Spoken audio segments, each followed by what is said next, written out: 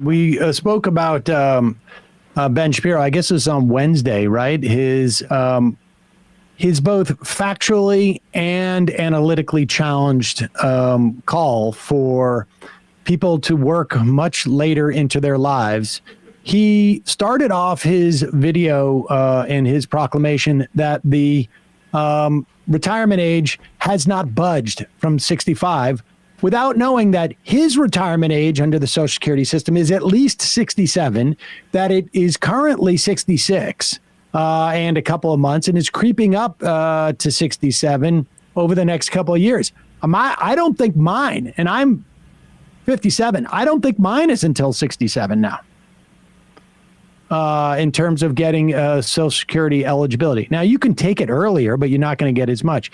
So he started off his entire rant with a complete lack of knowledge about the Social Security system. Apparently, they don't have Google in his office.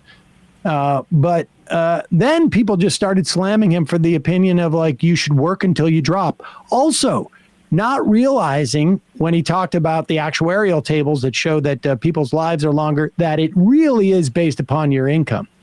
If you're in the top 50 percentile, or I should say the top 10 percentile, or less of the income distribution, you have gained about 15 years since 1936 in terms of longevity. But that's not the case if you're in the bottom 50% of American workers.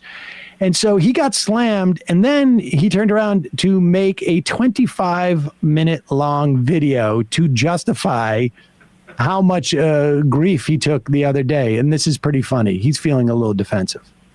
So yesterday, I apparently blew up the internet. I blew up the internet because of something that I said on this show. What exactly did I say that blew up the internet? Well, I touched the political third rail. I talked about Social Security. Now, I know what you're thinking. What's so spicy about Social Security? And I will admit, I was thinking the same thing. Pause it for 1 second. It's also, I just want to make it clear, it's not just a political third rail. Like, it's not a question of politics that people don't want to work until they drop dead. Yeah. What's so spicy about taking food out of people's mouths? I am encouraging people to be rich and not have to rely on Social Security. What's so spicy about that? Go ahead. What's so spicy about Social Security? Ew. And I will admit, I was thinking the same thing, because there are a few simple facts of the matter with regard to Social Security. One, we don't have the money for it, and it's a Ponzi scheme. And two, with regard to sort of the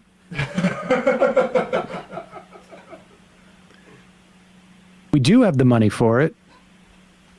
If we reverted and raised the cap on Social Security and went back to the percentage of income that Social Security was taxing, that made in America, 91% of all income made by Americans 30 years ago was touched by this Social Security tax, payroll tax in some fashion.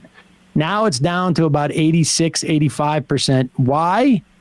Because so much of the money is concentrated in hands so few hands that they escape, because it's at $160,000, I think it is now, total. Anything above that is not taxed for Social Security. And so if you have a couple of families who control 50% of the wealth, literally, then less money is subject to the Social Security tax. Two, a Ponzi scheme is when you take people's money and pay out other people with that money, and eventually you run out of people. Now, it is the only way for Social Security to be considered a Ponzi scheme in this country is if all of a sudden our entire population goes away, so that when Emma or Matt or Bradley are ready for retirement, everyone younger than them disappears. Maybe they leave the country. Hundreds of millions of people leave the country. Maybe they all just die. Maybe they're teleported up into space. But there will always be American workers and therefore there will always be Social Security funds. Or here's the third option. If the Republicans get what they want, which is to move Social Security into discretionary spending, right? Because then that money, they feel like they can tap into it.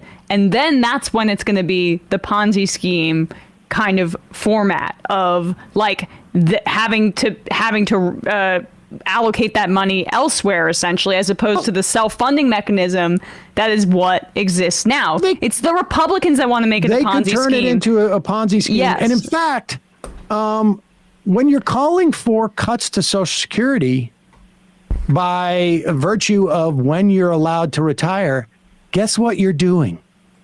You are making it a Ponzi scheme. Yep. Yeah. Because the Social Security was designed for workers today to pay essentially for the people who came before them to enjoy a retirement with dignity. You're not going to live, you're not living large. You're not going to the Côte d'Azur on this, but you're also not eating cat food. But continue. Don't have the money for it, and it's a Ponzi scheme. And two, with regard to sort of the personal decision to retire, very often when people retire, they're making a bad decision. This is what I said. I want to play you the clip of what I said yesterday, and then I want to discuss why exactly this was so controversial. And I think it goes deep to the root. Now, he's not going to play the part. He's not going to play the part where he gets the retirement age wrong. But remember, this guy's like the libertarian conservative, right? Who now wants to dictate when people should retire and the mistakes that they are making when they retire. Now, a lot of that is also based upon the fact that we have a society that doesn't support elderly people, it isolates them and whatnot. Instead of pouring funding into that, he's just going to say, keep working. Is there any more that we should play of that or what? I mean, let's play there's a little bit more before he goes to the clip.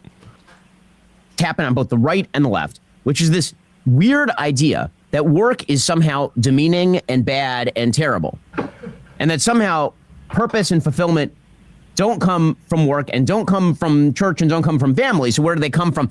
That's a broader argument. We'll get to that in a moment. I want to play you this. Wait. Having Social Security at 65 actually promotes good families because you, as a daughter or a son, don't have to worry about your parents starving when they retire because of Social Security. And therefore, you may not have to work as much. You may not have the same level of stress. And you can enjoy both your family in terms of your parents and in terms of your kids or your significant other. But go ahead. Continue. Well, I just got to say, does he apply this to women? Does he apply this analysis to women who might be having children, right? Are they supposed to get their kind of fulfillment from work? Because he's basically disparaging the notion that people shouldn't get fulfillment from their work. But what about women? What if they get more fulfillment from their work than from their home life, from having children? What would he say about that? I mean, I think we have some documentation from the past on his opinions on that. Right. I mean, that's if work is the only thing that can be fulfilling, then why would we want them to spend more time with their family? Like, I mean, he doesn't seem to understand that family time and work time are in conflict with each other. Well, that's what a rich person thinks about it. I mean, thank you to Ben Shapiro for his lean-in Social Security cut argument. And that somehow purpose and fulfillment don't come from work and don't come from church and don't come from family. So where do they come from? That's a broader argument. We'll get to that in a moment. I want to play you this clip because this apparently set 1,000 hearts aflutter. And he goes to what he said, yeah. Ben Shapiro doing both apologies for his crappy position and also trying to run from the embarrassment of not even knowing the basic facts of his entire that premised his entire opinion. All right, Ben, get back to reviewing, woke movies or whatever if you want. It makes our job easy when he talks about policy. Oh yes, that's what's fun is when because this is exactly what the Republican Party believes, but they don't like to say it in public. Trump figured that out, but Ben didn't.